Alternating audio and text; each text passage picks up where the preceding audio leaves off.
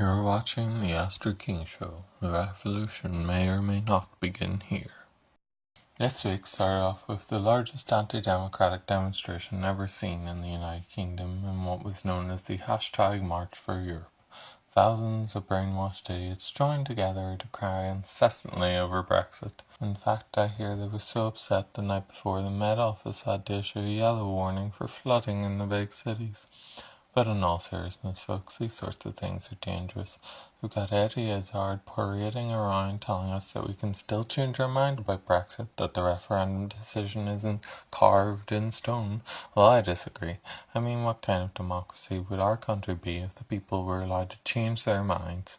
A non-democracy, that's what.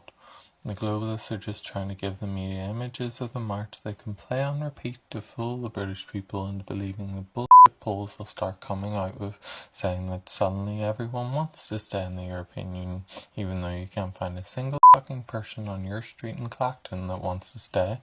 But the media would never lie to you, and the polls are never wrong, discounting the last 2 times we voted. And so this is how they'll jam a second referendum down the British people's throats. But this time they'll make sure the Leave side loses by skewing the results so far towards Remain not even the entire country voting for Leave could stop us losing. And thus the globalists win and the revolution is crushed. Luckily for us, the media finds it completely impossible to actually report on anything important, so they got distracted by Eddie Izzard's hat being stolen, and the only images the people saw was a man running in heels after someone with a neon pink hat. But mark my words, this march was only the opening shot, and we must be ready for them next time. Our sovereignty has suffered many attacks this week, in fact. The entirety of the G20, the globalists did nothing but try to make our Prime Minister submit to their will. The Japanese government couldn't even wait for the G20. They had to release their 15-page document threatening us with job losses the day before. They were so excited to piss over the democratic will of the people. Did any of you read this garbage? They want us to accept taxation without representation. The globalists are so afraid of the British people now they just want us to accept the supremacy of EU law without even having a part in deciding it. They so detest British democracy now, they're even trying to kick our MPs out of Parliament for 8 whole years. They can't even stand anything symbolic of our democracy anymore. That's how much they hate us for rebelling. Well, I say good riddance.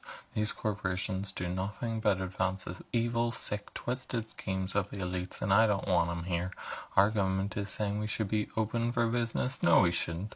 We need good British businesses that have the interests of our people in mind, not evil global corporations.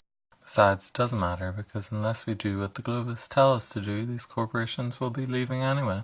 No, it matters to them how much we give in the Brexit negotiations, so long as we want to be a sovereign nation with control over our own borders and our own laws. They will launch a trade embargo on us for holding a referendum just like they did to the Russians over Crimea. And don't be expecting help from any of our allies either. They're too afraid of the EU to rebel like we did.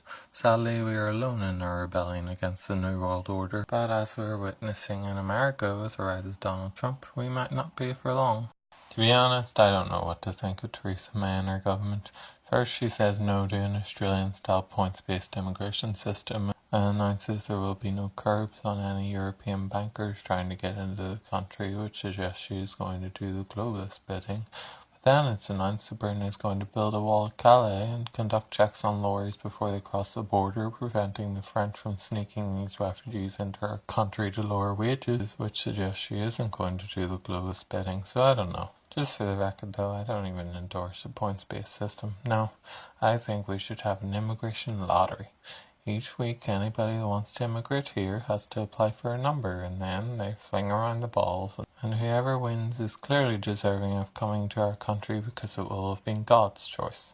Plus it has the added benefit of reducing immigration to 52 people a year, just so long as you don't let your millions run it, otherwise you'll end up with about 500,000 winning tickets a week. Well, that's about all we have for you this week. Thanks for watching, and be sure to like this video and subscribe to hear the truth each and every week.